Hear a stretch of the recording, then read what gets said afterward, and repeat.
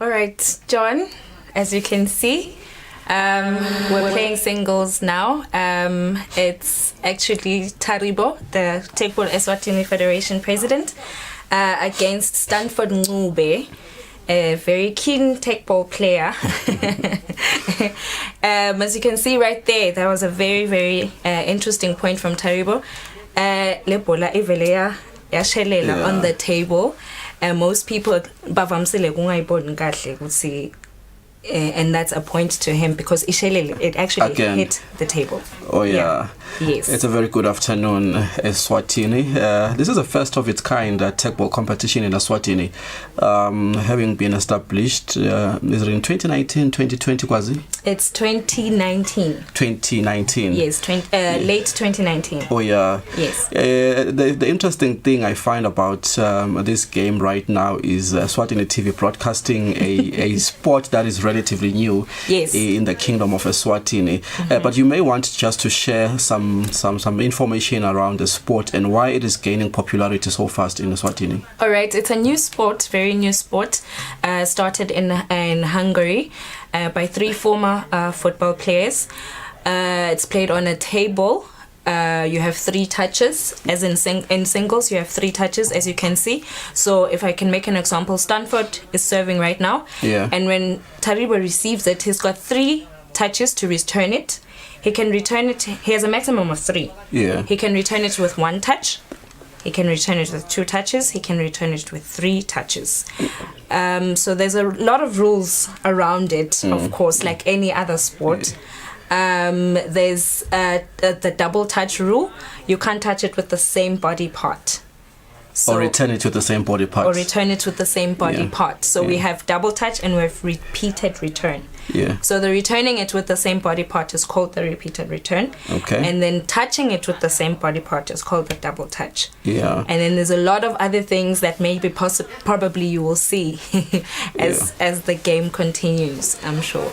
With the set, Taribo's got 3 points, as well as Stanford Ncube. I think there's an error there. It's supposed to be and Stanford Ncube. Yes, it's supposed and you to did be mention that the sport was started in Hungary by 3 football players there. Yes, former football players. Yeah, and I can see also in Eswatini we've got seasoned former professional players in Taribo Bembe and Stanford Ncube. And Taribo, I think, being the one that spearheaded the initiative to bring Teqball in Eswatini. Yes, most definitely. And then he was voted into being president, of course, for the federation. Yes, we've got like you said, seasoned players. We've got Taribo, we've got Stanford Ncube, we've also got Njabuliso Smelane, who's also part of the federation as coach development. So it's very, very interesting, making history today in Eswatini. Yeah. And I think the duo that is playing right now in Taribo and Stanford Ncube, I had an opportunity to watch them last weekend when they were training. Their game is almost tightly contested all the time. Most and you know their competencies in the game of football over the years, you know. And by the way, they played for the same team in Babane Swallows. Oh, yes. And they made a deadly combination, you know. And then we just want to see what's going to happen. And it's Taribo leading now. He's leading 6-3. 6-3. Yes, it's the first set. So it's a game of actually best of 3 sets. So this is their first set. And as you can see, Taribo is leading 6-4. Stanford coming along really good right there. Yeah, how long must the game go, Wazi?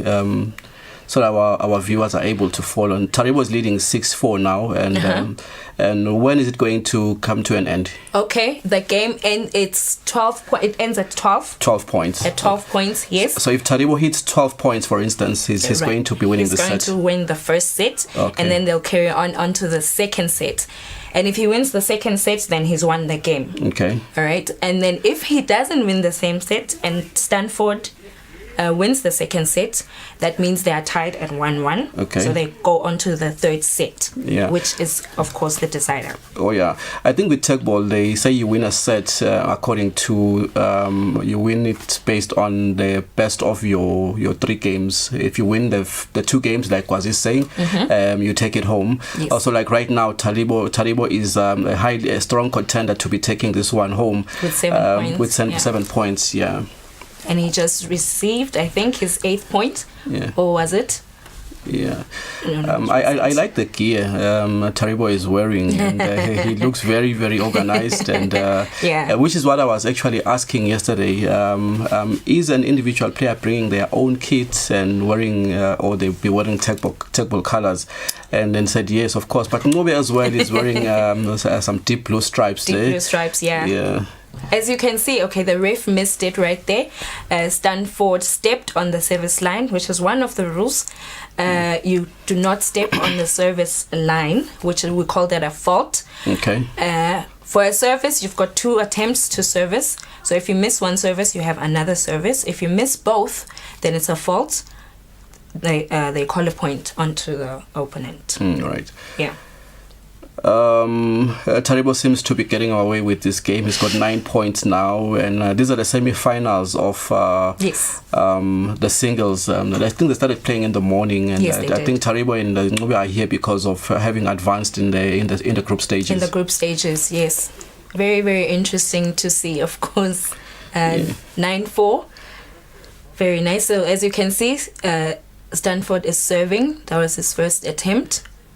We call that a smash. That was a beautiful one from, a very beautiful smash Taribo, from the president. Yes, of course. And with Teqball, I think smashes are the only disadvantage. There's almost nothing you can do if a player gets a smash right. There's almost nothing you can do, but some have tried to actually return the ball. Yeah. Stanford has tried. It's just that sometimes it just catches you off guard. Yeah, you never think that he's going to smash, and then it just hits you. Yeah. I was watching the 2018. 2019 actually World Championships where players from Brazil and Hungary are competing. It's amazing how they are able to deal with smashes, you know, and that's the highest level of the game.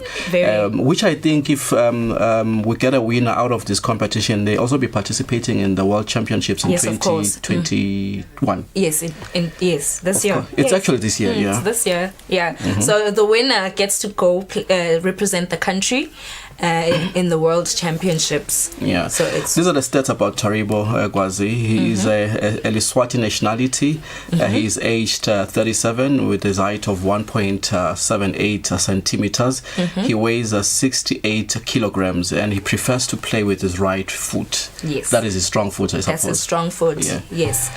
So now they've reached the final. I think Taribo won the first set, yes. So they have to switch sides for the second set. What do you mean is won, Gwazi? Because it's 11-6, and we were saying the game has to end when... It has to end at 12. Yeah. But I'm seeing on the scoreboards, the ref's scoreboard, I think it's written 12. Oh, is it? Yeah. Oh, okay. So Taribo has won this set. So I think Taribo has won the set. And of course, I'm thinking that they're done with the first set because, yes, they are done with the first set. As you can see, the ref has changed the score to 0-0. Oh, and they have actually switched sides now. Stanford has gone onto Taribo's side. Taribo has gone onto Stanford's side. Now they are playing the second set. Yeah. Yes. And I think the challenge lies with Ngobe now to make sure he wins this set. Yeah. Yes. Because if he doesn't, then he's eliminated. And Taribo goes on to the final. Oh, yeah. Yes. So winning a set of... because they play a set of 3, and you take it home by winning your best 2 sets. Yes. Which is what is why we are looking forward to what is going to be happening. Yeah. That's a point to That's a point to Ngobe. Yeah. That's a point to Ngobe because it hit the net for in Taribo's side. Yeah. Yes. So Ngobe is going to be serving right now. I like the way he's so composed when he's so calm about it. Yeah, there's no other calm person like Ngobe. You'd find that there's players who are like panicking and all that. Ngobe just takes it easy. He's composed. His we call that an edge ball. Oh, that was an edge ball. Yes, if it hits the edge and it changes direction, We call that an H ball. In this instance, if it's an H ball, the rally is repeated. There's no point awarded to anyone. Yes. I think I like this rule for the mere fact that it speaks to the fundamental principles of the game in terms of the ball must bounce on the table for the other player to be able to play. So if it hits the edge, there is no way the other player can play it, you know. True. So it would be a disadvantage if it would count as a point merely because it hits the edge of the table. So these are some of the things refs are looking out for critically, just to make sure they don't disadvantage the other player if the ball hits the edge of the table. Yes. Yeah, and they're normally difficult to detect sometimes. Very, very difficult. Normally, I think it's at most times it's with the serves. It's difficult to look for an H ball with serves. During the rally, it's very easy because the ball it changes direction. It's going to go up or it's going to go to the side. But if it hits the ground, then it's called an H ball. If the player touches it, then it's a point. Oh yeah. So you do not play the H ball at all if you see it. Yeah. I've noticed Taribo always makes his first serve by trying a smash, which he most of the time misses. Yes. And then he takes, like he's doing right now, makes his second. His second serve has to be good, and most of the time it's his head. Yeah. He's been trying the smash as his first serve. Yeah. As his first serve. Yeah. So maybe he'll get there. No. Well, I was asking him yesterday because I thought it was one of the rules of the game that you always have to try with. That is a beautiful one, I guess, from Taribo. It's an H ball. It's an H ball. Yes. Yeah. But I don't know why I gave a point, because it changed direction. Is it? It went up, yeah. Oh, yeah. Well, I was saying he always tries with the smash, and then most of the time he doesn't get it right. And when he tries, he's more calculative now. He uses his head, and like he's doing right now. And he's saying, no, with the first serve, you can always afford to take a risk because you have a second chance. Because you have a second chance, oh, yeah. Yes, of course. With the second serve, you need to get it. You have to get it. Otherwise, you lose a point. Oh, yeah. Because it's called a double fault. Taribo is leading once again. Is 3 points to 1 against. He's playing former Mbabane Swallows deadly midfield. He was actually an attacking midfielder, Stanford Ngube, during his heydays at Mbabane Swallows, and he was that kind of a player who would make sure that he wins games. He wins games for Mbabane Swallows, and he's one of the strongest players also for Teqball in Eswatini. He right? Still has that. He has that mentality even right now, because the frustration, you can actually tell the frustration in his face when you're riffing for him.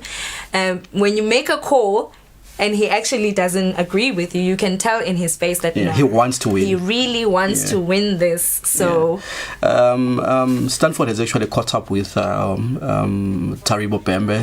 That's 3 points again, 3 points each apiece now, and which is what makes this game very exciting for both players. Very exciting, especially because it's the second set. It's a tough one for Stanford. And it's a tough one for Taribo as well, because he wants to win this second set. He wants to move on to the to the final.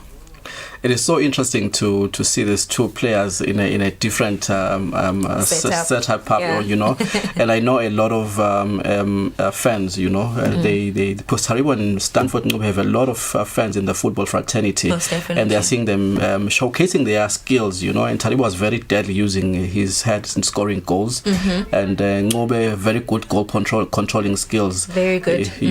That's a point to Taribo. That's a point to Taribo, yes, of course. And now Taribo has been trying the smashes.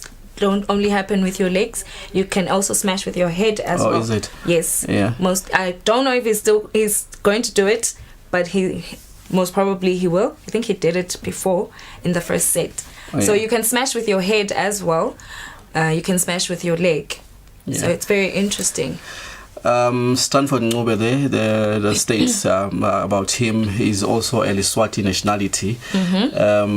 He's aged 43, 1.67 centimeters, weighs 78 kilograms, and he also prefers his right foot, although he uses both feet. He uses both perfectly. Feet perfectly. He's got no problem using both feet, but I guess he prefers his right foot. He prefers to play with his right foot. Interesting to see. Look at that beautiful serve, missed though. So now he has a second attempt, proper attempt to serve. And then we have an illegal attack, which is what happened just now. It's a point to Ncube. Yeah. Yes. So if Taribo, like he did now, his foot just crossed the net a little bit, the point of contact was over and that's against the rules. That's against the rules. Okay. We call that an illegal attack. So that's why it's a point to. So it's very, very frustrating. Because you tell yourself, if he had... That's a point to Ncube. If he had another touch, which I'm thinking he had 2 touches, he could have returned it to himself and then crossed it over. Yeah, but sometimes you just miscalculate, I guess. Yeah, I think the interesting part for me I've seen with Teqball is when they play the doubles, because the 2 players are able to exchange, I'd say, passes before the ball crosses over to the opponent's side, and they can calculate who's going to be doing the smash and things like that, and the opponent doesn't really know what's going to be happening. Unlike when they play the singles, you can almost anticipate what's coming up. That was a beautiful serve from Taribo. So he got it right this time. He got it right this time, yes, because it just went a little bit on the table. As soon as it touches the table, and you can hear it when it just hits the ball a little bit. So now that's a net serve. I just want to pick up a little bit of a sense of agency from Ncube, because if he doesn't get this one right, he's eliminated, and a lot is at stake. Because if you advance, then you position yourself for more better chances to probably be a participator in the upcoming World Championships. Most definitely, which would be another history moment for us in Eswatini. Having representatives in the World Championships for the country, it would really, really be lovely for that. That would be, and then we also have what we call an illegal return, which is what Ncube did right there, and I'm sure the refs missed it. Yeah, I think these are the best moments, because you look at the interchange of the attacks right now between these 2 players. It's like end to end, any player can score a point right now. And that was a beautiful smash. The smash that I was talking about. He smashed using his head. Using his head. Yeah. So I've riffed them before, so they have this interchange that you were talking about. I think when Taribo returns with his head, Ncube is going to return with his head. Okay. And then Taribo is going to do the right foot, Ncube will do the right foot. So they alternate like that. I think it helps them remember that, Taribo returned it with his head, I must return it with my head as well. So it does help them, I think. Oh, Taribo is leading.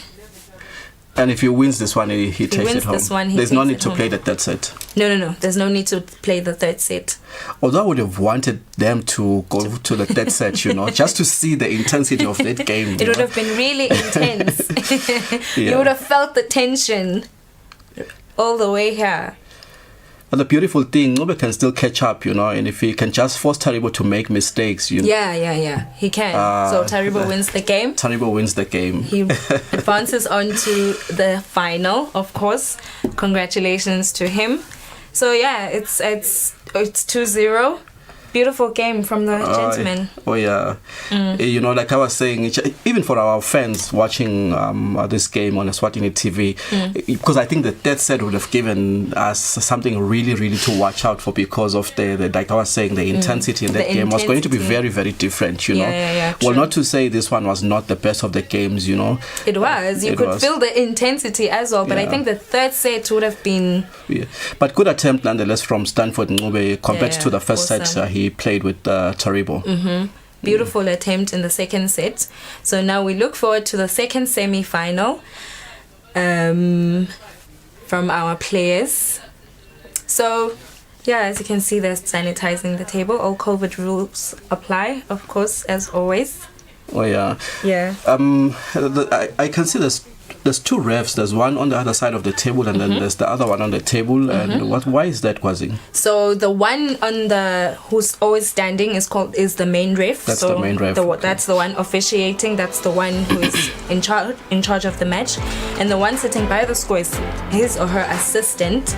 So whenever Well, you're given a chance to look at both players, especially with singles. It's easier with singles, but most refs prefer that one ref look at one player and the other ref looks at another player, so that you're able to make calls together. So when the assistant ref sees something, he raises his hand, and then the main ref acknowledges that, and then they say the fault and then gives a point or whatever. So yeah. All right, interesting. Teqball goes by the slogan, "The world is curved," you know, and I think this speaks to the way the table is designed. Yes, there's a science involved in this table, because it's not like your table tennis kind of table, you know. Let's talk about the table a little bit, because I think the way it was designed was for when the ball bounces, so that it goes up a little bit, and then you're able to play it as a receiver. Because if it was just a normal flat surface table, I don't think it would have we would have been able to play with it. So, which is why we say the world. Which is why we say the world is curved, because of the table. As you can see, it's curved a little bit, so that players are able to play on it. We are going to be seeing the second set of the semi-finals, and this is Njabuliso Simelane. Yes. And alongside Manqoba, I think it's Manqoba Ndwandwe, if I'm not mistaken. Also a football player. A former football player. Oh, a current football player. Current football player. I'm not too sure which team he's playing for though, but he's also a current football player. Just got a keen interest in playing Teqball and really wanted to join the tournament, so we're like, okay, cool, and now he's in the semi-finals. Is it? Had an interesting conversation between the players last weekend during their training session, and when former Mbabane Swallows defender Wandile Mazibuko came over to watch the training sessions, you know, and he was saying you need to have your basics in control, like your ball control skills and the likes. And Njabuliso interjected and said, you can imagine the difficulty we face as former goalkeepers, you know. Yes, true. That is very true. Because Njabuliso was a very, very good goalkeeper. But it is so interesting. He plays with so much composure. You cannot even tell that he was a goalkeeper. Yeah. He's in the semi-finals right now. He's in the semi-finals right now. Looking forward to this one, of course, because like I said, Manqoba just recently joined. I think about a couple of weeks ago. He's just recently started training, and Njabuliso has been training for months. Yes, so it's interesting to see that someone who's been training for a long time and someone who's been training for a little bit of time is actually in the semi-finals. So this is going to be another interesting one. It's my first time watching Manqoba, but I've watched Njabuliso, so he plays competitively, and we are most likely to see a final between Njabuliso and Taribo. Yes, it's going to be very interesting. As you can see, Njabuliso is praying right there. Praying for a good game, of course. Right, it's a point to Manqoba now. Very, very interesting. With Teqball, it's not only the former football players and the current football players that play, was it? No, it's not. We have comedians as well. Comedians. We have comedians. We have Duduzi Mdura. He's Dlamini. He's also one of. I've heard Mdura is very good. Very, very good. He's got composure. Most of them have. Got the composure. You'd swear that they're doing something really relaxing and all of that. It's really, really nice to watch. So we've got a whole lot. We welcome anyone and everyone to play Teqball. Young and old. I think that's the beauty about this sport, because if you look at Stanford's age, the stats showed us he's 43 years old, but he still plays competitively at this level, you know. And he can play for a long time to come. Probably I need to think about joining myself. You should. You should. You would be playing right now in the tournament. Imagine if I was in the finals of the Teqball competition, and I came back from the World Championships with a medal for Eswatini. Beautiful moment. Beautiful moment. It would be really, really awesome. but there's no taking chances with these games. You know, we may joke about representing the country. If you look at what's happening in the World Championships, they play at the highest level, especially players from Brazil and your Hungary. We have the lady in Brazil, Natalia. She's really, really good. And the Hungarians, of course, so awesome. I'm hoping that we're going to get to that level as well, the highest level of Teqball, but we'll reach it. We'll get there bit by bit. Yeah, and I also like the way the sport complements football, you know, and especially if you see your current football players. You've got your Rio from Babane Highlanders and Stiga, who are active players of Teqball as well. Most definitely. And I'm sure it helps them to build composure, your ball controlling skills and things like that. And it also creates some excitement around the youngsters to be part of to learn the basics in terms of football skills and the basics. And ball control and all of that. Yes, very, very nice. And I think, as we said, this is a tightly contested game, and we were vouching for Jabuliso, but Mangoba is leading by 3 points to 2. Yep, Mangoba is leading by 3 points to 2, and he's the underdog here. I wonder if we think he's the underdog because we don't know much about him. I think that's the reason why, because we know Jabuliso. We've seen him play a lot. Mangoba, we haven't seen him play. So we have a bias because of. I guess. But he's doing so good. He's doing really good. Yeah. So let's see what Jabuliso does. He's taking his first serve is the second serve? It's actually a first serve. Oh, he's going to be taking the second one now. Now it's going back to a new serve because there was a point awarded, I think. Oh yeah. Yes. So it's 3-3 now. It's 5-3 actually. Oh, it's 5-3. Yeah, so they that's the score that counts, yeah. Yes, so they just changed service. I like the effort by the referee to sanitize the ball. Yes, as part of keeping up with the COVID-19 guidelines. Of course, the ball has to be sanitized every after 4 points, every after change of serve. The ball is sanitized, and as you can see, the ref is wearing gloves as well. And the table is also sanitized before the players actually start playing.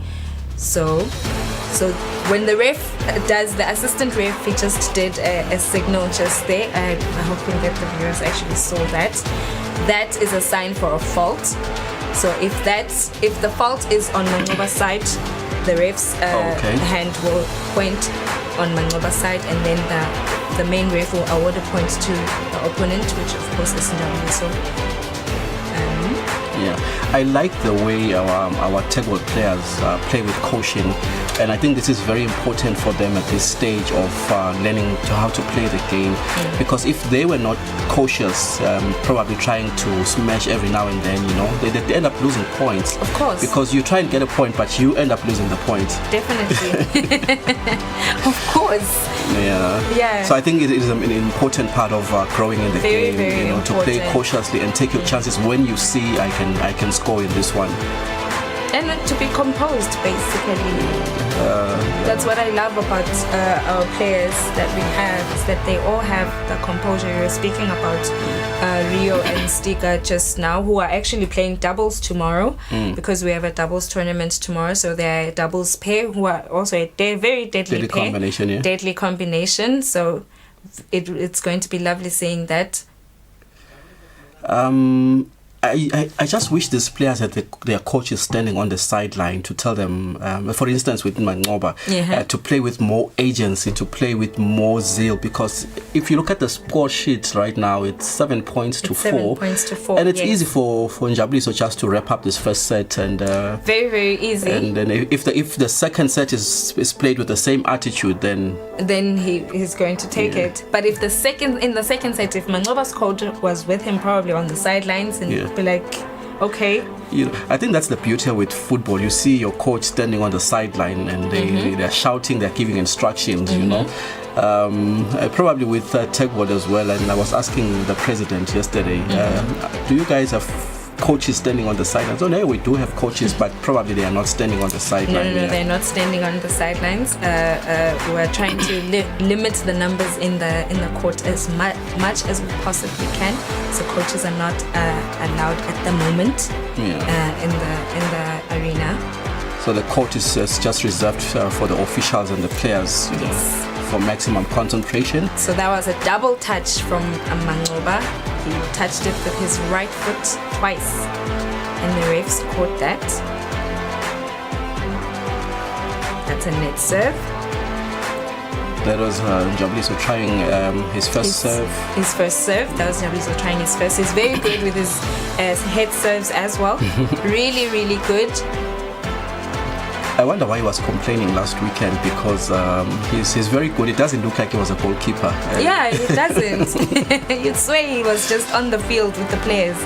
But he's really, really good. I'm so glad this Challenger series is broadcast live on Eswatini TV, because it gives an opportunity to a lot of youngsters, and particularly in the regions, for Eswatini to know about this game, for it to grow and not just be a game taking place in the Mbabane Manzini corridor. Yeah.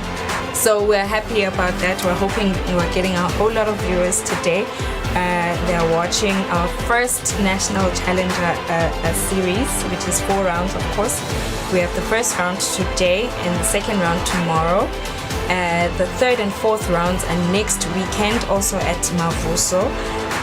So we're happy that people are watching, and we're hoping that a lot of people are going to be very keen in joining the sport and, of course, being techers, because that's what we're called. Apart from the qualification to the World Championships, what is at stake in this Challenger series?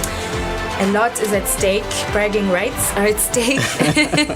Of course, yeah. Bragging rights are at stake, and of course, a substantial amount of money is also at stake. Prize money, it's at stake. Yeah, and of course, like I said, bragging rights, being the first Liswati to actually win a Teqball national challenger. First Liswati, making history, like I said, in many, many ways today. So, very, very nice. Games like this can easily sway to the other side. It's Jabuliso. He won the first. He's just set. Won the first set. Just won easily, very composed. He just won the first set. And he told me yesterday that he's not really worried about the group stages. He's worried about the semis and the finals. So he was sure that he was going to get into the semis. So he's a little bit worried about that. But if I were him, I'd actually worry right now in the second set, because you don't know what Mangoba is thinking at the moment. And of course, with lessons having been learned in the first set, you've lost, and if you've lost in the first set, your second set becomes your do or die. Definitely. Yeah. So it's because you can't give it to the player that won the first set. No, you can't.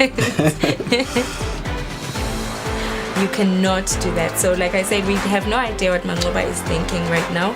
Maybe he has a strategy that he saw something that he did in the first set that he's like, I'm not going to do this in the second set.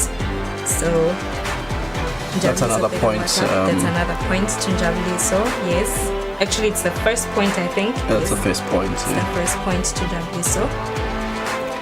I am somehow glad that the first serve as a smash is a miss, because if you look at the opponents, they are not almost ready to deal with it, you know.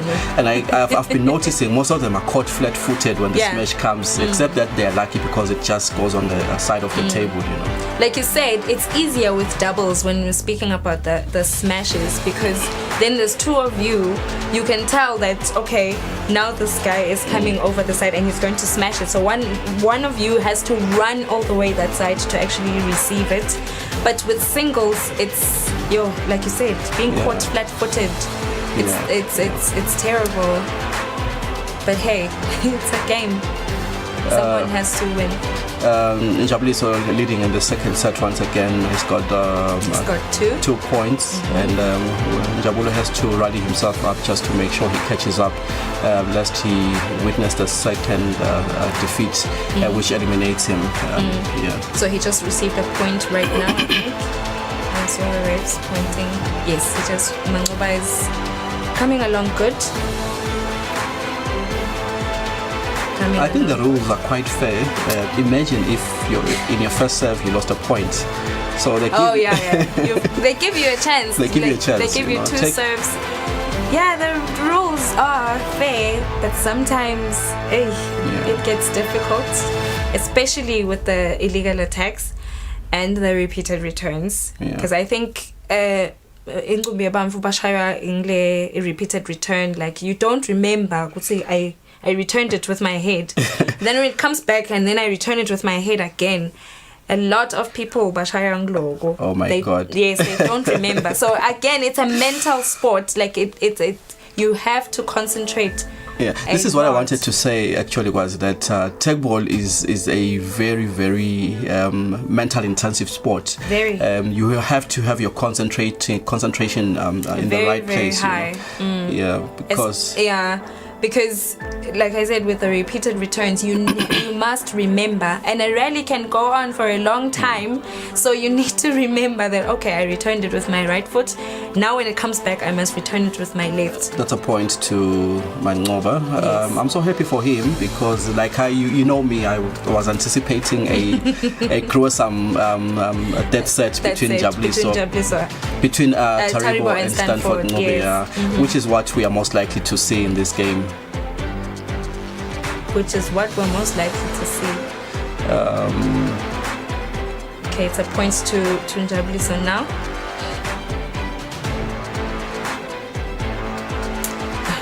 So that's the ref pointing. That's the ref showing Manqoba that was a flat service. So when you serve with your foot, it has to be aligned with the table. So it can't be below the table. Your foot can't be below the table. We call that a flat service. So I think that's what Manqoba did right there. And but can it be above the table? Yes, you can be above the table. Not below the table. Not below the table. No, not below the table.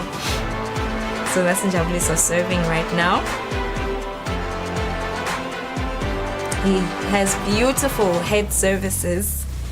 And he makes sure he takes advantage of those. Yes, and they always take you off guard. Yeah, I think so, because most of the time you think he's gonna play just so that you can come back, and but it doesn't. They're always deadly. They're always especially deadly. They hit just on the side of the net. Definitely. Never too close to the player to have enough time to control it. He's really good with those.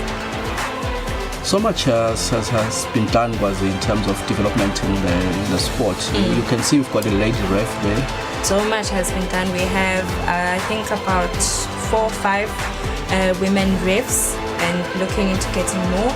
And of course, we have a lot of female players registered with us. We have the Buffalo ladies team. They have a tech team registered with us.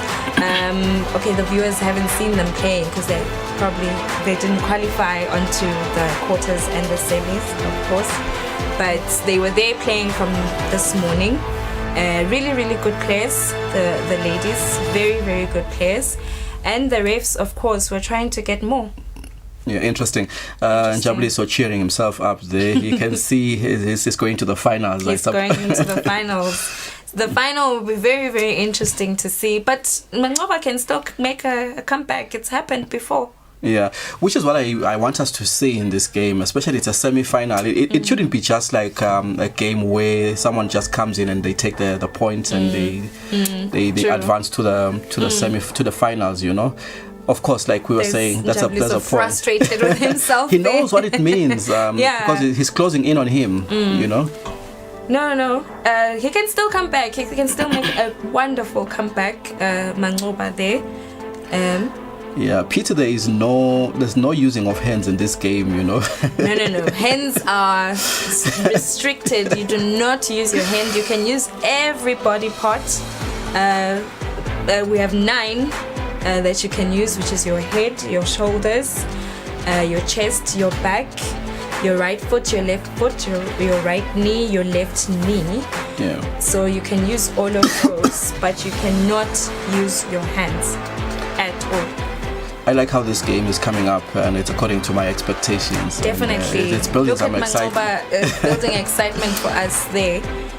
He's coming along good. Like I said, it's happened before. That's a point, however, to Njabuliso. Yeah. Yes. The style of play, Manqoba's style of play is He's a bit gentle, and I think having watched Teqball at the highest level, especially with the World Championships, the players take each ball that comes to them as an opportunity to find a point. They don't just control for the sake of being in the game. They just want to find a ways to exploit, to find the opponent's weaknesses and score points. You know? And with watching, that's another point to Mangoba now. With watching Njabuliso play, if he knows you and he knows your weaknesses when he's serving, he'll kill you, especially with the with the head serves, because he'll serve it. He will finish you. He'll finish you. He'll just concentrate on serving it probably to the corner of the table, and there you are thinking it's going to come somewhere in the middle of the table, and then it just goes that way, and then you're caught flat-footed, like you said, and you lose a point. I can almost pick up the emotions in this game. Njabuliso knows what this means. What it means to play the finals, what it means to win the finals. Like you were talking about issues of bragging rights, representing the country, and the prize money is at stake. So this is not just one of those average games. There's so much at stake for both players. There's a lot at stake for both players. So that's another point to Njabuliso. He has one to win this and advance to the final. Look at him composed. I'm so happy for our players, though. The way they seem eager to get a point via the smash, even on the first attempt, you know. I think going forward, you can see we are going to create a culture of making sure we master the most deadly skills that make us competitive in the games, you know. And then he won the game just like that. Yeah, he just won the game. He advances on to the final. A very interesting final it's going to be. The legends, the soccer stars, Taribo Pembe and Njabuliso Smilane. It's going to be very, very nice to watch. Well, one would think that Fanafuti Taribo Pembe and Njabuliso Simelane are going to the finals because of their football experience, but I don't think that is the case. What these two have in common is their diligence in attending training sessions, which Teqball conducts on a regular basis, like you find on the weekends, on the Wednesdays, the Fridays, you know. Yes. And the two are almost there every time, just all to make the time. Yes. And they now understand the dynamics of the game more than the other players. I think it's helped them a lot doing the trainings regularly, and you can tell the results of that, of course.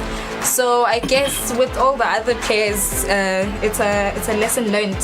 You need to train a lot, and with Teqball you need to do it on a regular basis, so that, as you can see, they're trying out new things, they're trying out smashes, they're trying out a lot of things, and if you don't train as much, you miss out on a lot of things. People do smashes, Rotaribo do smashes, and you can't return smashes. So I guess it's a lesson learned to everyone. I guess, if you can put it like I was saying earlier on, was I'm happy for Eswatini because if you look at the global federation, the global federation in Teqball, the way they are so organized and so committed to taking the sport to the highest level, and as Eswatini being part of the first countries to enroll or to initiate the sport in the country, we need to be at par with those countries that are competing at that level. You don't want to find a country that has enrolled 2-3 years after us, you know, in the world rankings. And this championship gives us that opportunity to see where we are lacking, and also to go and compete in the world championships, to make sure that we are attractive in the youngsters to have the foresight or the vision to want to play in those international competitions. Yes, definitely. As you can see, that beautiful table right there, the curved table. The world is curved. Yeah, this is actually the table of tears and joy. This is an entire stadium, Gwazi. This is an entire stadium on its own. It's a beautiful table. The replays there, as you can see.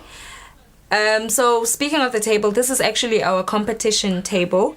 It's used strictly for competitions. We have 3 different tables. We have the Tech 1, which is this one. Then we have the Tech Light. It's a white table with wheels on it. And then we have the Tech Smart. It's also got wheels in it, but it's a bit different from the Tech Light. So we've been using the Tech Lights to actually try and develop the sport. Teams have been joining, and we've been donating tables to a whole lot of organizations, a whole lot of teams, and some schools, of course. So yeah, going on the right direction with developing the sport. Look at that. And look at that beautiful he was trying return. to be smart or sneaky with it, just controlling just so he can put it on by the side of the net, so the opponent is unable to get a hold of it. So that's reading the opponent there. You're playing with his mind. You know that he's not going to be able to play that. So this is going to be the match between Manxoba and Stanford, of course, for 3rd place. Oh, interesting. Interesting, yeah. Yes. Watching this Teqball games right now, if you're at home, you think it's just easy controlling and passing, But with the rules in place as well, you cannot return with the same foot you've interchanged, and all those things. And the fact that there's short passes to be made, but still you need to make a point. It's easier when you look at it taking place, but it's definitely not. It's easier when you look at it. Yes, when you're playing, it's a whole other matter. The rules can kill you. The rules can kill you, and there's other rules like not touching the table, even with the hem of your t-shirt, just a little bit. If the ref sees it, table touch, and it's a point to the other player. So. I like the fact that creates a lot of respect for the sport. You cannot just behave anyhow within the field of play. Within the field of play, no, you can't. This is bound to be one of the interesting games as well, especially Ncube would want to be counted amongst the prize monies. He wants to take something 3 home. So this is another one which is going to be really lovely to see, because Ncube is hungry for this one. He lost out on the final, so he has to fight for 3rd place this time. And Manxoba, of course. I mean, Manxoba has been doing really, really good. We started training with him, I think, yesterday. We hadn't been training with him, so we only started yesterday when we were prepping for today. So it was interesting to see him play at that level. And it's really nice to see him get to this level, of course, for someone who wasn't really that familiar with the table, and he grasped really quickly, because yesterday when we were reffing him, he was still a bit shaky with the rules and all that. The repeated returns, he did a lot of that. The double touches, he did a lot of that. But today he advanced onto, now he's playing the for semifinals. So it's very, very. But nice having watched both players now in their previous series, they almost have the same style of play in terms of composure and the pace and things like that, And I think this for me is a 50-50. It's a 50-50 for you, this one. Yeah, this is a 50-50. Actually, Manxoba may have lost to Njabuliso, but I think he's a very good player. If you look at the way he handles the ball, the way he controls, and he's not panicking in the field of play. His second set was actually much better. So if Stanford lets loose on this one and relaxes and is like, this is Manxoba, I can beat him, then he's got a problem, because Manxoba is also hungry for this one. He's hungry for 3rd place. Yeah. I'm looking forward to a time when we are going to be watching some youngsters, yes, most definitely. That should be very, very nice. But I think the good thing is having the senior guys demonstrating, showing us exactly what needs to be done, and especially with their experience, it pitches the sport at the highest level. So as you can see, that's the scoreboard at 0-0 with a sanitizer. I like how the scoreboard is looking. When it's like this, it says we are all equal, you know. Yes, most definitely. 0-0 and 0-0 in the we middle. We go in there with equal opportunities. We go in there with equal opportunities, and then it's every man for himself after that. Which is where the issue of hard work comes in. If there's training sessions, you go there, you learn about the rules, you try and see what the professionals overseas are doing, and then you apply that in your game. You get better every time. Better and better every single time. And then it goes back to what we were saying before, getting better and better. Training is very, very, very important. With Teqball, you need to train on a regular basis. And it's not just simple training. And I was talking to Vanafuti Taribo Bembe. Some of the exercises you need to do, they speak to your flexibility. Definitely. Because it's not just being physically fit, but your foot must be able to stretch across the table and without touching the table. You know, because if you are stiff and you're unable to exercise flexibility over the table, you miss the ball because So I think that's why is it important to be able to stretch your legs. And it speaks to a lot. So the gentlemen there warming up a little bit on the table before they start. And one has to commend the organizers, Kwazi. If you look at the way the players are dressed up, and the entire organization in the court, it looks really professional. And you can swear it's the second or third national series. I know, but it's the first one, first of its kind. Yeah, looking forward to more tournaments, of course, because we have another one. We have the Challenger Series, where we have we invite anyone and everyone to come from anywhere, any Teqball player to come. So anyone maybe from Hungary would like to come to Eswatini and actually play in the Challenger Series. So yeah, we started on a high note. Of course, and one interesting part is, like right now we are watching singles, but with doubles, they actually come in as teams with a name. Yes. I don't know. So if it's you give it a name, and that to me says when the time comes for fans to be allowed within the stadium or the court, you know, that will be able, especially if you've got your Rio and sticker from Babane Highlanders, it draws, you know, the fan base from Babane Highlanders to come and watch, definitely. You know. So it's very, very interesting. It's very interesting. Most of these Premier League teams have got the Teqball table, you know, and I think that this creates interest even from the other fraternities to see what their players are doing, especially because of the collaboration that's coming up between Teqball and football. Yes, that collaboration, because it encompasses a lot.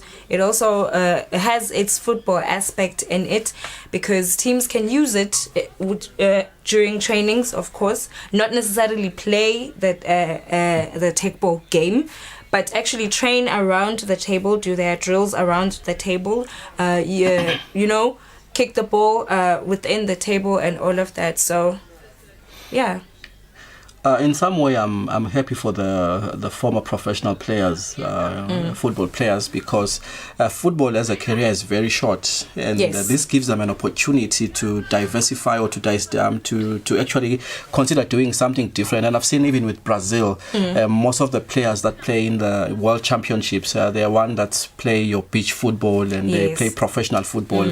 Well, not even in the bigger leagues, but in professional leagues in Brazil, Hungary, and other countries. And I think this is an opportunity for us to be able to utilize resources or skills or talents that we may have in other sectors. There's Ronaldinho, who's actually the ambassador for Teqball, for the entire Teqball world. Oh yeah. So it's like you were saying, it's very, very nice to see the former football players involved in that. Ronaldinho has been at the forefront of Teqball, actually, and it would be nice to have him actually in Eswatini. Of course, yeah. You know, the first time I got baptized, because I've been hearing about Teqball for quite a long time, you know, and for me it was just one of those sports. But you know, the very first time I watched.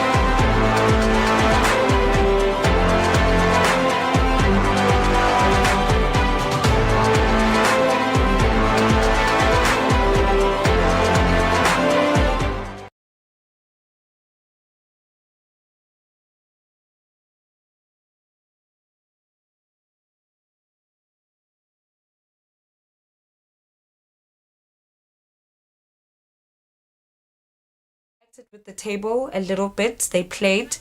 And yeah, we introduced Teqball to the country. So it's safe to say Teqball was introduced at a national and at the highest level. Yes. If you talk about your packed Somto National Stadium and when a derby is playing, that must have been very, very beautiful for the game of Teqball to get that platform to be introduced. This is now the sport or the competition or the game for the third place slot between Mangoba and Stanford Ngube. The game just started, was it? The game just started, and then there's Ngube losing a point. Of course, he's leading. Actually, it looks like he's leading 3-2. Mangoba trailing with 2 points there. Looking very, very composed as usual. Stanford Ngube. So the ball has to go to the ref all the time. After a point. After a point, it has to go to the ref every single time. But of course, human error, you can't get away from that. But rules say we must give the ball every time to. That's Mangoba. See, Mangoba is good. He can deceive you with his pace. He can deceive you with his pace. Yeah, He's because good. like with the current point he just got, what he did was he controlled the ball and he made sure he was away. Ngube was far away and he just placed it on the side of the just net. on the side. And so that gives Ngube no chance. No chance, because he's got no time to actually run and actually be able to control the ball. The one thing that makes Teqball very difficult for me is the way you have to, what you call the double or repeated touches and whatnot, you use this foot, the next time you release it with the other foot. Yes. And so you can never play the ball with the same foot twice, or return it with the same foot twice, you can't. And it's a mental game. Look at that, if you can see, and... So Ngube is trying the smash now. And this is the thing I was saying. In your attempt to get a point, you lose a point. Exactly. Because if you don't get the smash right, then the ball is going to hit. You have to make sure that you get the smash proper. Yeah. Look at that jump from Ngube, the chest jump.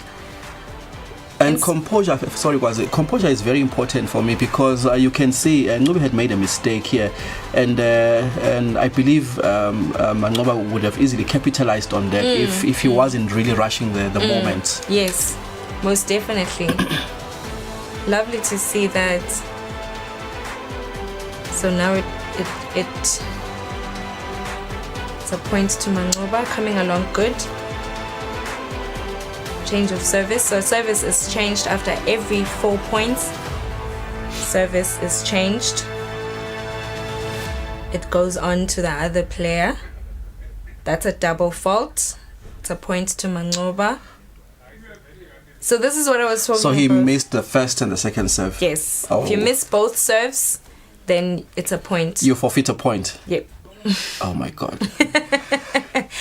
The rules are a lot, but with time you get used to it. Like I said, it's a mental game, so you need to concentrate and you need to remember a lot of things. Like the fact that I returned with my right. Oh, okay. And a rally can go on for a while. For a while. For a long while. For a long while. Yeah. And especially with the doubles, if the way they defend, sometimes you think you've got a smash and the player will run and control give it to the next to their partner. And the lovely part is that you have the entire arena to yourself. Not just the space within the table. No, not just the space within the table. You have the arena there to yourself, so you can run and get the ball, return it to your partner, and your partner returns it on the table. The score now is at 10-6. Yeah. And I'm looking at Ngoba's facial expressions. You can see there's something inside him that says, I must take this one, I must take this one. I can't go home and not come back with a top something. I need to come back with something. So if you look closely at the way the players are playing, I just want to make sure our viewers are following what's happening. The way you receive with this foot, you control with the second one, and then you have to release with your knee or your head, maybe. Yes. Never on the same foot. Never on the same foot. Never on the same knee or something. So Ngcuba is receiving it with his knee. Okay, there's Ngcuba turning it to the head. Most players play 2 touches each, or 1 touch. It's rare that they do 3 touches in singles. But in doubles, it's a different story.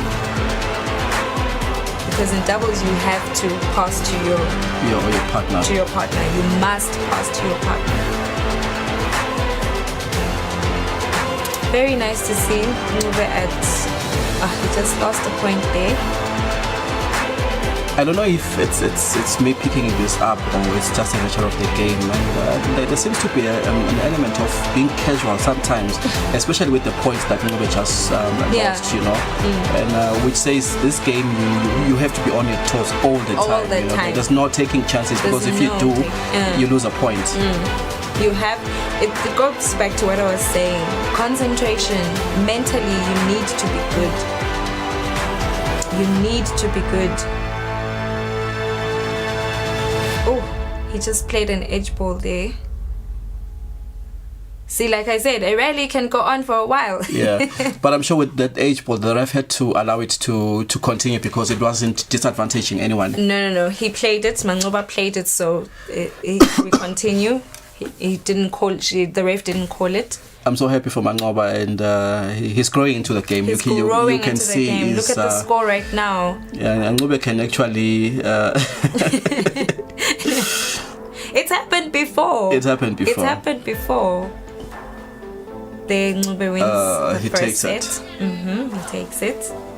They go on to the second set. Of course, we don't forget to sanitize our hands. And the ball, of course. So there's no taking breaks, Kwazi, and get a team talk from your...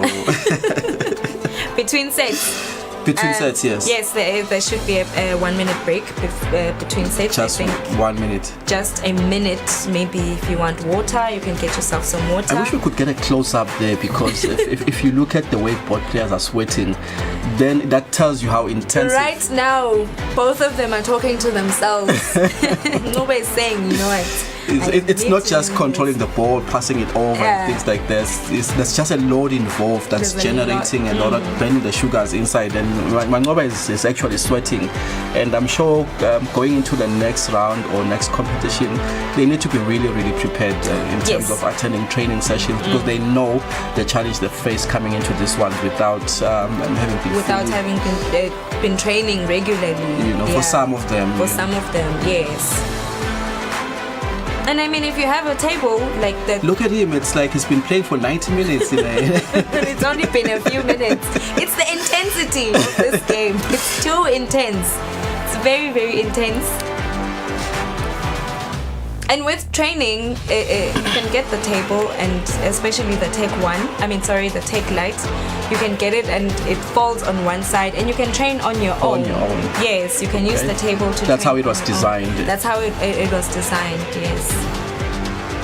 And just for the sake of our viewers, I just want Ngcuba to win this one.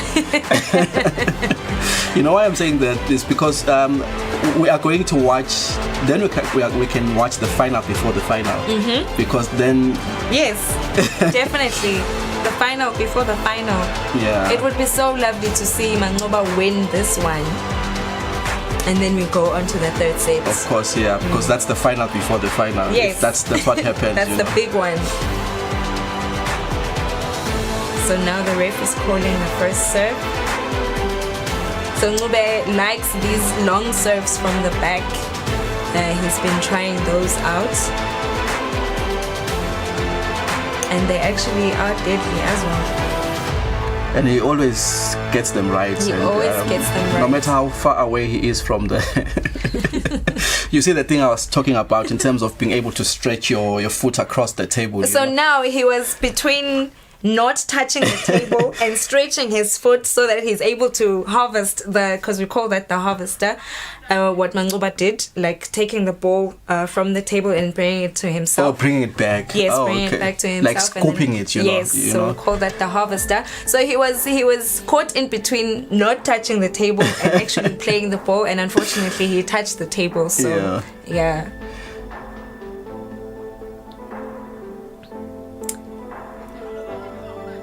Alright, that's a point to Mangoba, of course. Mangoba leading 4-0, looks like. And just to give you a brief background, the two players are playing, competing for third spot in this championship. Stanford Ngube having lost to Mfana Futi Taribo Bembe, and Mangoba having lost to Jabuliso Simelane. So they're now playing just for us to be able to get a dead place. And Ngube seems the likely candidate for that slot at the moment. Yes, he does. He does. That's Mangoba returning with his right foot. That's another harvester. Beautiful harvester from Mangoba. Which is why I was saying I think Mangoba has a future in this game. He does. He does have a future, Yeah. He could be one of the players to actually represent Eswatini because you want someone who's able to handle the ball without panicking, and especially if you play the doubles, your partner can count on you and they know the ball is in the right fit and it's going to come to me, and vice versa, you know. So Mangoba is the type of player you want to play alongside. Nice chest return from Stanford there. I like the way Ngube has this tendency of playing the stylish balls that curves and swings, you know, and because those are tricky for the opponent to control, and it always gives him a competitive advantage. That return. The outstep. So yeah, Teqball, very, very beautiful sport. Very beautiful indeed, Kwazi. Making history in Eswatini today. Yes. And like we were saying throughout this commentary session, is the fact that getting an opportunity to have the seasoned players, the ones that have played football at the highest level, they are not shortchanging us in terms of what needs to be done in their sets. They're actually setting an example for the young ones, showing them how it's done, and the young ones are going to be like, I really, really want to play the sport. I mean, these guys are playing the sport and making it look so easy, like you were saying, when it's truly, truly not. It's so difficult. You can see them sweating themselves out, like you said, they look like they've been playing for 90 minutes when it's only been a few minutes.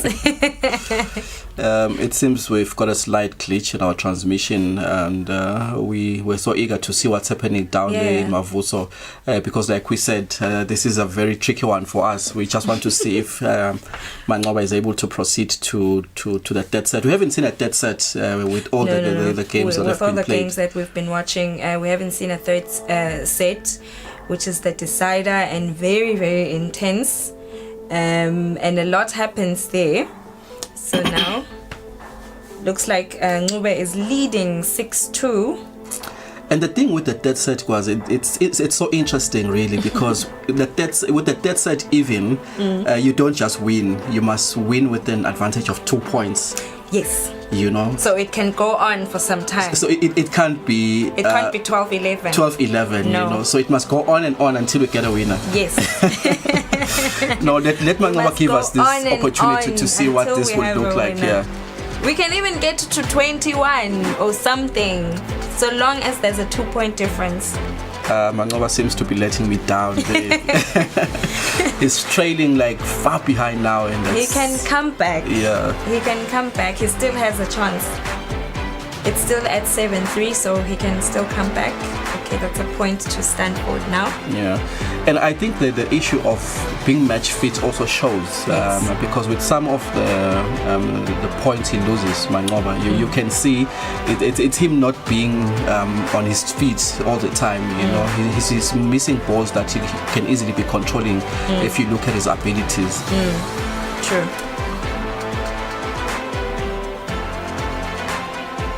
There's Stanford. I can feel the the intensity in him. To want the hunger to want to win this. No, it feels like he's playing his best game so far. So he feels like, I wish Taribo can come back so I can show him exactly what I'm capable of. Look at that composure. So unlucky there, Mangoba. He was trying to. So unlucky, yeah. But look at him, he doesn't seem phased, he looks relaxed, he looks okay.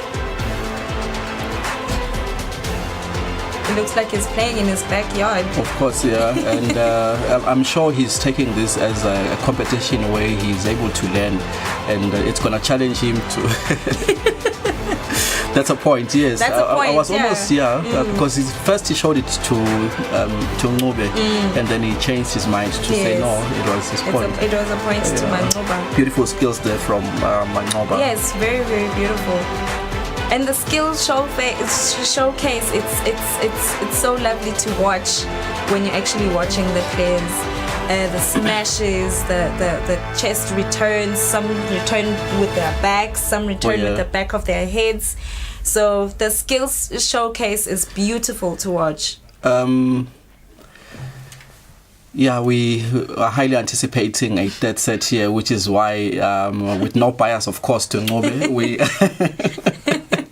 anticipating a third set for the sake of us just getting the emotions that come with a third set.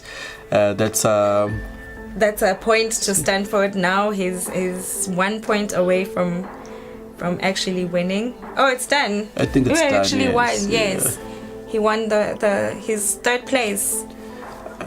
We need to remind these players to celebrate their wins. I know, they're just walking off they're the just court walking like nothing happens, like nothing really. happened. You know, I don't know if we need to be placing the trophies there and telling them of what's at stake, you know, because if you've won a third place in the first national challenger, that's a big thing. That's a big thing, yes. That's Stanford Ngobe being our automatic third place finisher in this singles series. Yes, so like you're saying, like no one is like jumping up and down like I won, yay, I'm happy. Because you want to see the difference between Ngobe and Mangoba. Yes. You know, if you are sitting at home and you just walked in, you just want to see who has won, and both players are just casually walking out as if they played a 1-0 draw. It's like I was saying, it's like they were playing in their backyards. As you can see, Mfanafuti Taribo Bembe walking into the arena to play the very, very interesting last game we're going to watch. Yeah. The final, the singles final, this Saturday. You look at the type of warm-up exercises Fanafuti is doing. They speak to what I was talking about earlier. The stretches are an integral part of your warm-up and your toolkit as a player. You cannot just go there with stiff muscles and believe that you can conquer. But also, that's very key to winning games in this type of sport. But also watching Fanafuti Taribo Bembe does his warm-up here, it's very creates that adrenaline rush because you know who he is, not just with his previous experience, but also he's proven deadly as a Teqball player as well, which is why he's playing finals. And we just want to see what's going to be happening. He's playing one of the most competitive players in the sport, in Jabuliso. Yeah, so that's why I was saying this should be a very, this could bring us to the third set that we've been highly anticipating. It could actually bring us to the third set because Jabuliso will bring his A game for this one. The history with Mfanafuti Taribo Bembe, like I've said before, there's no bias in the statement regarding that he's going to be taking this one. He is an athlete through and through. You know, he's played football from the junior levels. You know, your national under-17 national team. He's played for the junior squads, your under-23s, the national team. Yes. He plays golf at the highest level. You know, so his body is used to all these movements and things like that. You know, his vision, his focus, his mentality to win games. You know, he knows when he's in a setup like this, I need to win. You know, so that is his strength. You know, he doesn't go into a setup like this and just for the purpose of showing skills. You know, his mentality is a winning mentality, which is a very, very good. But also, I think it pairs him now against a very formidable player in Njabuliso. And Njabuliso is very strong in defense. You know, he doesn't want anything. He doesn't want people to win against him. You know, which is Taribo's challenge at the moment. You know, how do you win against someone who is built not to lose? You know? Because with the smashes that Taribo does, Njabuliso is able to actually contain those and return. Yeah. So this should be lovely to watch. Yeah, two different sets of passions. Yeah, the other one has a history of stopping people who want to win, and the other one has a history of attacking. The other one has a history of attacking. You know, he's got a winning mentality. I want to win, and Njabuliso says no, you can't win. And this is Fana Futi Taribo Bembe. Yes. Beautiful graphics there. Beautiful graphics, yes, of course. So he's part of the team, the club Ematekers, which is registered under Teqball Eswatini Federation. So he's one of the players for that. Also, Njabuliso Smelane is also a part of Ematekers as well, a team registered with Teqball Eswatini Federation. I like how sports have kept these two looking very young. Njabuliso is 43 years old. Can you believe it? And he's still very active. Very fit. And which is why I was calling on the youngsters to take an interest in the sport. And they'd be lucky to find the likes of Njabuliso, Taribo, your Stanford to mentor them into the game. And so we are so happy for them and for the country as well. You know, they're becoming very useful in terms of making sure that we integrate them into other sectors that are going to benefit the sports fraternity. Yes, as you can see there, the main ref there, our Secretary General, Nolo Zingwenyama, doing the point toss. So the point toss is done for the players to choose who serves first and who picks a side, and they're doing I was almost deceived by your accent there, Gwazi. When you said the coin toss, it sounded like a French word you were saying. It's a coin toss. It's like saying a coin toss. I said it fast. So it sounded to me like there's a term used for that, but when it's actually a coin toss, it's a coin toss. Not a coin toss. The viewers are going to laugh at me now, twanging. Yeah, it's funny you should mention the fact of their ages. Our two seasoned players, they're playing the final. When they're doing doubles, they have this thing that they call each other. They have a communication. They call each other mkulu. So it's actually funny that you're saying they're old. They're actually acknowledging the fact that they're old. They call each other mkulu during doubles, and that's one of the communication things that they have. They're not really old per se, except that with football, football is a very competitive sport. Yes, If you look at the likes of your Siabonga Nomvete, they played until they were age 40, and Taribo hasn't reached 40, honestly. And if he wanted, I believe if he seriously wanted to continue playing football, he would still be playing at least in your national first division. You know, but maybe because of other commitments and his newfound passion in Teqball, he's committing his time, you know. And I know of goalkeepers who are 40 years old, you know, still in the field of play, you know. So the match has started. Taribo does an illegal attack, so it's a point to. He crossed the imaginary line of the net, and it's a point to Njabuliso there. I can feel the intensity. Look at Njabuliso's face right now. It's saying a lot. In the couple of games we've watched so far, it's the first time Taribo is trailing, and he's always been the first one to get a point, and this puts him under pressure. This puts him under a lot of pressure. Look at that, he was trying a very classy one, Taribo. The smash, the head smash, yes. And I think Njabuliso needs to watch out for the agents that Taribo is coming with in this game. Yes. You could see he hasn't played like that before, but he controlled the ball, and then he was coming like really, really fast to make sure he finishes with the head smash there. Yes, definitely. Beautiful game to watch there. Taribo still trailing 2-0. But the thing is with him, he's not worried right now because he knows that he can actually. There's a second set coming. There's a second set coming, and he's got a lot of points to cover, so he's okay. So that's another point to Njabuliso. The thing with trading is the psychological effects that it brings, Yeah. It begins to plant seeds of self-doubt, Yes, am I doing the wrong thing? What am I doing wrong? So you don't want Taribo to trail much longer, because that can affect him mentally.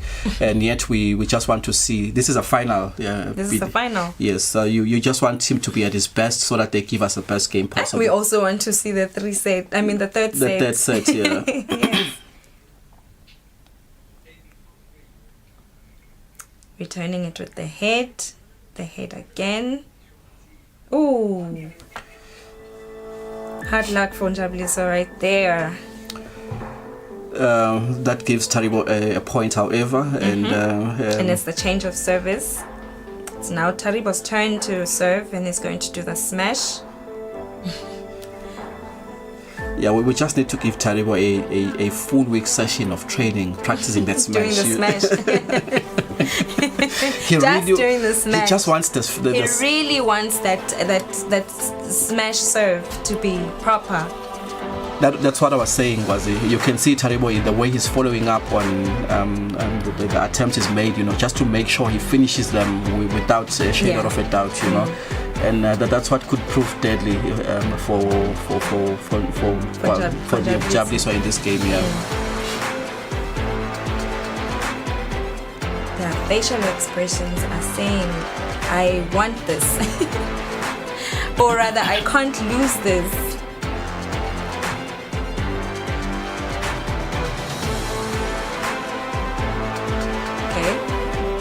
What happens when the ball touches the edge of the net?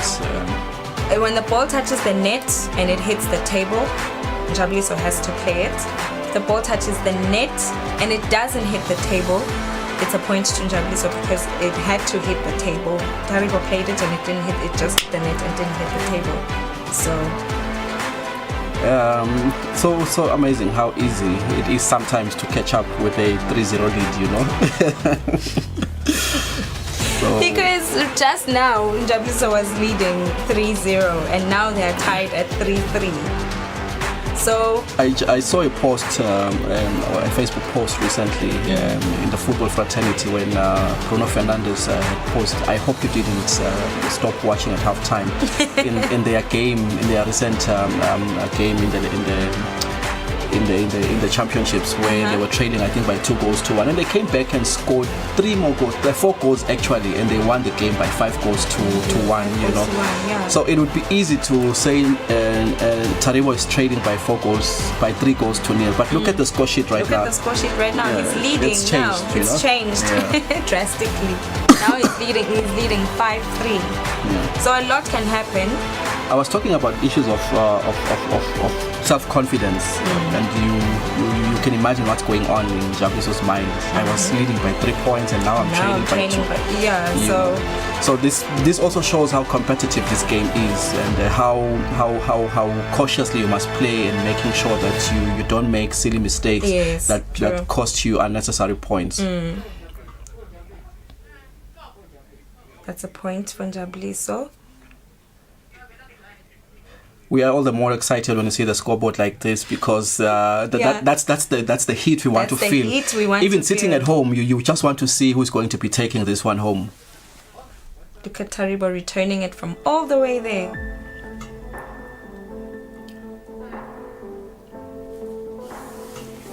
So like I said, as you can see, Taribo uses his space to play. He runs all the way because the last time he returned it from like way back from the arena. Yes, so you have a lot of space to play with. Yeah. I like the way Taribo positions himself when the serves comes in, you know. The way he is so alert, so anxious, yes. Unlike the moments when we've spoken about flat-footed players, you know. Yes. The player is serving and you're just standing like that. Yeah. That's Njabuli, so trying his best to make sure at least the ball gets to the table, yes. but unfortunately it didn't. Yeah. So now it's at 6-5. Was that an H ball, was it? It wasn't an H ball, it hit the table, and I think the point was given. The ref must have thought it hit the ground before it hit. Is it? Oh no, sorry, my bad. It was actually an H ball. I like the way the scoreboard is looking right now. I like the way the scoreboard is looking right now, and 6-6. Yes, it's telling us we are watching a final between two beautiful final. Yeah. Two competitive players.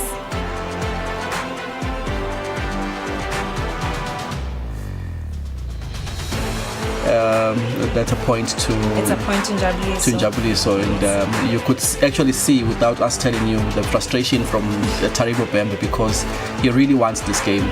Yep.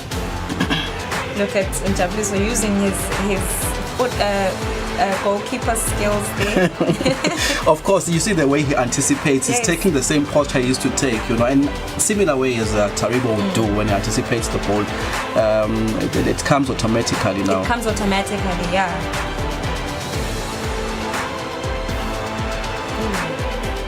The one thing you need to get right with Teqball, you need to have the ability to use both feet and then to be able to control the ball so well with both the left and the right. The left and the right, yes. Because the way this was designed, it was designed for you to use your entire body. Except your hands. Except your hands. You utilize all your body parts. Except your hands. Look at Njabuli running himself up. He knows he's closer and closer to that, you know. And I know when he does that, Taribo is beginning to get frustrated because he really wants this, and there's history to be made with this tournament as well. Definitely, there's history to be made. A lot of history. First national challenger winner. That was an H ball. It hit the edge. If you remember very well, Kwazi, there was a time when this set began, you could see smiles in Taribo's face. Yes. And all that has changed now. All that has changed now. Look at how aggressively he tried to play that one. Look at Njabuli rallying himself up. Because Taribo is also he's trying to frustrate him by playing those hard balls, you know, because those are very difficult to control. If you hit them so hard, they give the opponent almost no chance to control. This score is very, very interesting. This is what I was talking about when I said I wanted us to watch the third set, which we haven't seen before. This is not yet the third set, but this is the emotion, the intensity that comes with a set like the third set. But this is the final. So almost all the sets we are going to see here are almost like your third set final. And definitely. The score is at 8-8 now. There was a time when it was 6-6, you know. So, yeah. These gentlemen are really going for this one. Really, really going for this one. The one moment the excitement is on Njabuli, so the other moment is beginning to see Taribo is not playing games with him, and he has to concentrate. He has to concentrate and not think he has won the game, because that's very dangerous. Look at the scoreboard, right? Look at the scoreboard now. Taribo's leading.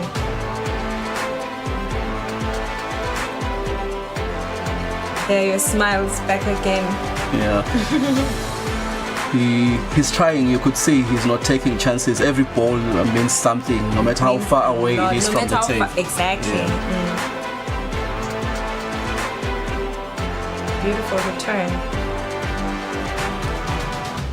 you don't want to be watching this game, honestly.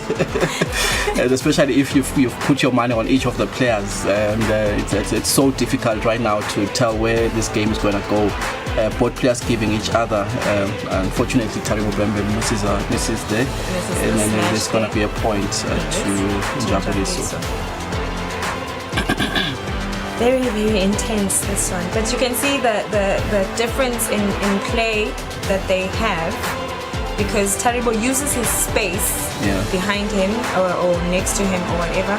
Njabeliso is just composed and okay with him being here. So it's very nice to see. It's my view though, Bazi, you will disagree with me, and I think that plays to Taribo's disadvantage. Okay. Because the more he moves backwards to the table, the more he has to control the ball closer to, and he needs many touches to get the ball across the, unlike with Njabeliso, he's here and he says 1-2. He taps it across, and Taribo is maybe 5 or 3 meters away from the table. He has his controls and his release of the ball across the net. No, actually, I agree with you there. He has to be more, Maybe he has to hire me as a coach. I don't know. Maybe he has to hire you as a coach. Yeah, look at the score now. Njabeliso is winning. He has 1 point to win the set. Just 1 point. You will remember, Gwazi, that I've always been an advocate of playing with caution, and with the example that you've just given us, I think that's what Njabeliso is doing, making sure he doesn't wander around a lot on the table, because if he got that right now with that smashing that header, he was going to take it, and he doesn't have to run a distance from where he is to get to hit the ball. He's here, he's anticipating the moves, and that was very good goal controlling skills from Njabeliso. Oh, look at the score now. Oh my God. Taribo must be pleased with himself for forcing... look at the score now. It's at 11-11. But no wonder these two players are in the finals. It's so beautiful the way they've held on to each other neck to neck, True. The goalkeeping skills I was talking about. They're coming back, They're coming back. You can't take him by surprise, eh? But I think it's instinctive for him now. So, he's been goalkeeping for years. So, if a ball comes like that to him, obviously he's going to... I pity the player that's going to lose this one. Oh my God, yeah. Taribo loses this one. He's lost it. Yes, he's lost it. It's Njabeliso's game. They go on to the second set now, which will be very interesting, because if Taribo wins this, so tightly contested. Look at the scoreboard. The scoreboard is 12-11. Yeah, we haven't seen a scoreboard like this in all the games. We've watched. Yeah, and it's so beautiful. A beautiful effort there from both players, giving us something to watch out for in this game. And Njabeliso taking it home. And he came, though, I would say, as an underdog. Taribo has been winning decisively most of his games coming into this final. So he's taking this one home, and he's put Taribo under immense pressure. Look at them pacing up and around. I know what's going on in their minds. I was just about to say, I wonder what's going on in their minds. Taribo can't wait for this game, for this set to begin, because he just wants to retain the momentum. Yeah. Because you could see in the last 4-5 minutes of the game, he was closing in so intensely on his opponent, and he wants to make sure he doesn't allow him to give him the problems he gave him on the first set. This is the second set now. Yes, of the second set.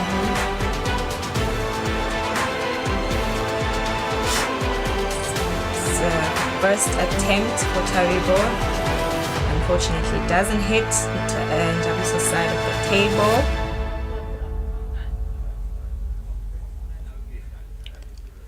Njabeliso plays with so much discipline, I'm telling you. So much discipline. The caution that you were talking about.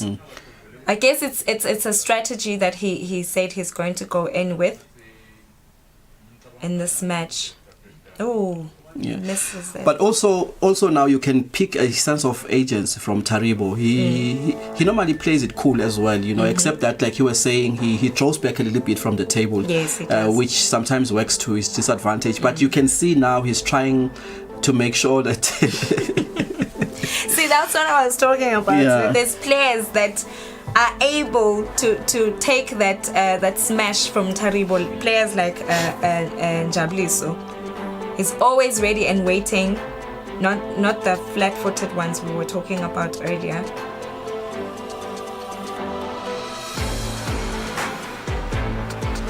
Right, that was an H ball, I think. It was an H ball. Yeah, that was an H ball. I've watched Teqball games before, but I think with the local games I've watched, this is the most exciting. Very, very exciting. Very exciting, yeah. And it's going to be very exciting games to watch. Speaking of the doubles tomorrow as well, because you can find a final between Stiga and Rio and Jabliso and Taribo, which is another one which would be really intense, would be like this one as well. Because all players are like, we need to get this and we must beat these people. You see, if this was a boxing match, I think I would say Taribo wanted knockout. Yes. You know, he's trying to do everything in his power to make sure that he gets a point out of this game, so that at least he can force Jabliso into the dead set, which we haven't seen so far. So he's relentless in his effort to serve with a smash in his first attempt, and I think he's gotten quite a few right now in this set. Yes, he's gotten quite a few right. You didn't say who you have your money on with this one. Because by the looks of things, I actually think we're going into the third set. I think so too, Bazi. You know me. I've been in favor of the people or the players that are more cautious, and I think although with finals they are tricky, and finals, they come with a certain atmosphere that makes players commit mistakes, and but I think Jabuliso stands a much better chance because he is playing with more composure, and he doesn't look like the game. He doesn't have anything to lose right now because he's got the point, and Taribo is trying to force a draw so that at least they can go into the dead set, and I think that works to his advantage. Although he doesn't have to allow himself to train a little bit longer, because yes, because that would be horrible for him as his coach, maybe as his aspiring coach. You could actually advise him on the illegal attacks, because Taribo is a tall guy, and when he's returning the ball next to the net or by the net, his foot seems to go over a bit over the net. Yes, and that always works at a disadvantage for him all the time, and he loses a point because of that. So we are going to be giving them the analysis at the end of it all. It would be nice to actually, because we are sitting here and we can get all the views and the positives and whatnot of these games. And but nevertheless, it's so exciting to be watching a final of this nature between two seasoned players. You can see the way Jabliso is celebrating. He knows what that means. He's catching up with Taribo right now. It's a point to Jabliso. It's a point to Jabliso. They hit the net and then bounced twice on the table. So it's a point to Jabliso because it's supposed to bounce once and then Taribo was supposed to control it, but he couldn't control it. Yeah. So it's a point to Jabliso. Look at the score again. This is beautiful to watch. Sometimes we are kind in our remarks because we will say he couldn't, but the reason why a point was granted was because he failed to control it. Okay, he failed. Okay, that's the right word to use, not couldn't. He failed. Because the failure resulted in the points being given to, which is the unfortunate part of this game. You have to be all over. You are not like running a short sprint or things like that, but you must be agile in your moves to make sure that you never do silly mistakes that will cost you points. Okay, Taribo has a point again. Change of service. 5-3. Intense this game. Both gentlemen want this. I like the way he's taking calculated chances, because if he gets that smash right, it's a point. It's a point. There's nothing you can do almost, you know. But I've seen Jabuliso control some smashes. Some of his smashes, yeah. And I think he knows with the second serve that it's going to be, he's going to use his head, so he's good, Jabuliso. But if Taribo would mentally mess with Jabuliso and do the smash twice and get it, it would, and he got it actually right now. He got a point. From actually, smash. yes, from the smash. He just did a smash now and he got it. You know, it's so funny that no two players are the same. Jabuliso never attempts those smashes on his first serves, you know.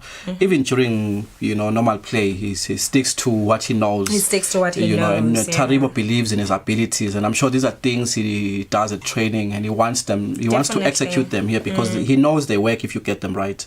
The smashes during a rally, he practiced them for a long time until he got them right, and then after that, like this one, look at him look at that, he knows that was. That's what I wanted from Stanford and Mangoba, the celebrations, to say I got it, you know. I got it, you know. And these two actually do celebrate their points. They're like, yeah, that was a beautiful point for myself. Beautiful. Teqball, the world is curved. Tightly contested match here between Mfanafuti Taribo Bembe and then Jabuliso Smelane, who have come all the way to be in the finals of these singles. Taribo having defeated Stanford Ngobe before, and Jabuliso defeating in the semi-finals. Jabuliso defeating Mangoba Ndwandwe. Yes. So we are here now in the big final. I think the approach Taribo is using right now, generally, this should be the approach players use when they enter the field of play, to play with aggression, to play with determination, you know, and not to apply. Look at that. Because sometimes acrobatics on the table. Yeah, sometimes the player plays the way Taribo is playing right now, because you can see that you are almost about to get out of the competition. Yes. And if you don't pick up the tempo of the game or increase your chances, you are losing. And Taribo, that's the agency he's playing with right now. Unfortunately for Jabuliso, he's had to deal with the I would say the anger from Taribo, because him being like, no, I can't use this. You can't do this to me now. You can't do this to me. I let you go in the first set. I can't let you. Taribo is actually sweating. He's been using his shirt to wipe away sweat there. You can tell how intense it is. He's so close to getting the points that will force a dead set. Force a dead set. The one that we've been looking forward to. And like I said, that one can go for a while because of the 2 points difference. Yeah. That's 9 points for Taribo and 5 for Jabuliso. Jabuliso leading the game with 1-1. We're in the second set right now. Ooh. That was a tricky one. I think it speaks to what you were saying before, because Taribo was way back, so he didn't have time to actually run and actually go to the ball. I wonder why he does that. Probably it gives him. I know he's comfortable doing it, but as sitting here, we can see sometimes it works to his disadvantage, especially when he needs to run faster to catch up with the ball. You know.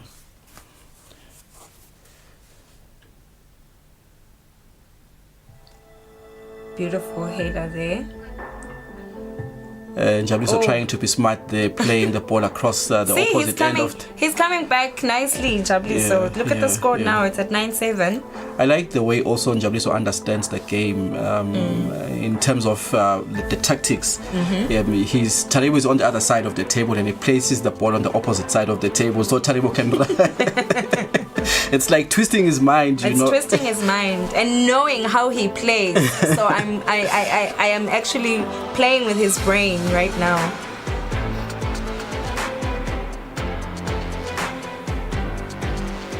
Nice header.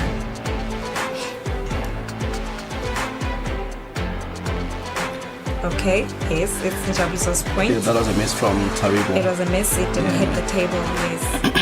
So it's Njabuliso's point at 9-8 now. Oh yes. 9-8.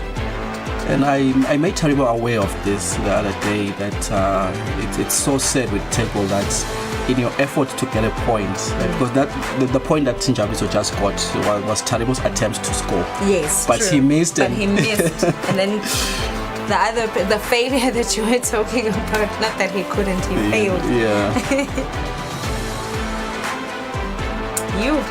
Okay, now I think that was a serve with a smash, but the head, using the head.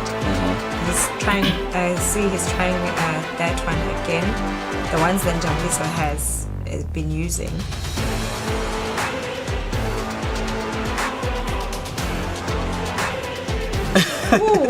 Njabuliso is so smart, I'm telling you. So smart. Just a little bit. And the way he was anticipating Taribo to make that move, you know, and he just stepped closer to the table and just stretched his foot across just to make sure the ball.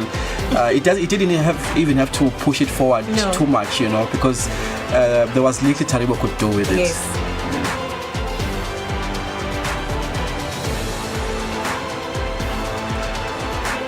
Like they've been playing for 90 minutes, yet they've been playing for like a few minutes. Oh, look at the score now, 10-10. Taribo had himself to give this game away. He was almost getting there. You remember when we said he's got 1 foot in. I think he was. The score was 9 points to 6 at the time. But Njabuliso has done the best he could to catch up with him, and things are not looking good for Taribo. Things are not looking good for Taribo, yes, because Njabuliso could get this, and it's all over. And he wins. Oh, Njabuliso giving away a point there. It was so close though. Very close. But it could go to 11-11. You never know. Oh yes. I'm just thinking, I'm wondering what is going on in their heads right now. Like I said, it could go to 11-11. So this point determines this match. Whether Taribo if he gets this point, we go to a third set.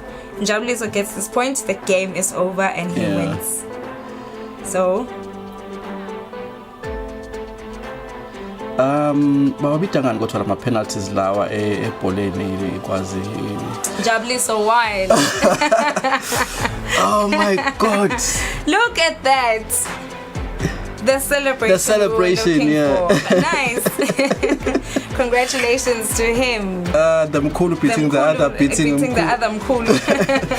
Oh, what a celebration there from Njabuliso. Yeah. You know, interesting game there from these two teams, these two players. You know, Njabuliso giving us something, you know, to talk about in this game. Yes, making history, bragging rights. I mean, he's going to be telling everyone today, I won the first National Challenger Eswatini series. But now you will appreciate my views in this game, most definitely. Because like I've always been saying, I think what won Njabuliso this final is his ability to remain composed and to play within his understanding of his skills, of his abilities, and making sure that he doesn't attempt things that he has no knowledge of, you know, and to make sure that he remains composed as much as possible to contain whatever pressure the opponent may be bringing him in, you know. And I think, like we've said, with Taribo, he steps too far off the table, and most of the balls that have counted as points against him, with those he was too far away from the table to come and control them or to intercept. Especially this point that actually he lost. He was a bit far away from the table, because if he was a bit closer, he could have returned it properly. Hard luck there to Mfana Futi Taribo Bembe. the first ever final, Teqball final in Eswatini. Yes. Jabuliso Simelane taking it home. Congratulations to him. The former Green Mamba goalkeeper, the former Sihlangu Semnikati goalkeeper, the former Malanti Chiefs goalkeeper. Yes, I know he's played for Malanti Chiefs as well. The former Gomandi Sundowns player. These players, they grew up together actually. They know each other personally so well as well, and they've played against each other in football at the highest level so many times.